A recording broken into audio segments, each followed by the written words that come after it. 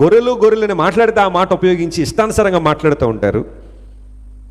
లాభం పొందిందంతా దేవుని బిడ్డల ద్వారా, ప్రయోజనం పొందిందంతా కూడా దేవుని ప్రజల ద్వారా. ఆ సందర్భాల్లో నేను చెబుతున్నాను, అతను వాడే ప్రతి వస్తువు కూడా దేవుని బిడ్డలు కనిపెడితేనే కదా వచ్చింది. మన Israel prime minister Benjamin Netanyahu అన్నాడు, మీ చేతిలో సెల్ ఫోన్ ఉందంటే ఇజ్రాయెల్ మీ చేతిలో ఉన్నట్టు అన్నాడు ఆయన. ఎందుకంటే ఫస్ట్ సెల్ ఫోన్ వాళ్ళే డెవలప్ చేశారు. ఈనాటికి కూడా చాలా సాఫ్ట్వేర్స్ వాళ్ళే డెవలప్ చేసి ప్రపంచానికి ఇస్తూ ఉంటారు.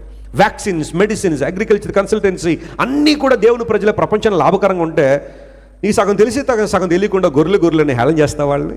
దేవుని ప్రజలు ఎంత కాంట్రిబ్యూట్ చేశారు ప్రపంచ నిర్మాణంలో, దేశ నిర్మాణంలో ఎంత చక్కని బాధ్యత వహిస్తూ ఉన్నారు. హాస్పిటల్లో చూడండి, నర్సింగ్ డిపార్ట్మెంట్లో ఎంతమంది దేవుని బిడ్డలు ప్రతిఫలన ఆశించకుండా చక్కగా పరిచర్య చేస్తూ ఉంటారు. ఎవరో తెలియదు, హాస్పిటల్ తీసుకొస్తే వాళ్ళు ఎంత చక్కగా చూసుకుని పరిచర్య చేస్తూ ఉంటారు. ఎక్కడి నుండి వచ్చింది ఈ స్ఫూర్తి, ఎక్కడి నుంచి వచ్చింది ఈ ప్రేరణ అంటే, యేసుప్రభువు కదా చెప్పింది, నిన్ను వలని పొరుగువారిని. నీకులాగా అన్యాయాలు చేసి, నీకులా ప్రజల్ని అణగద్రొక్కి, ప్రజలను దూరంగా పెట్టి ఇష్టానుసారంగా మాట్లాడే పరిస్థితి కాదు ఇక్కడ.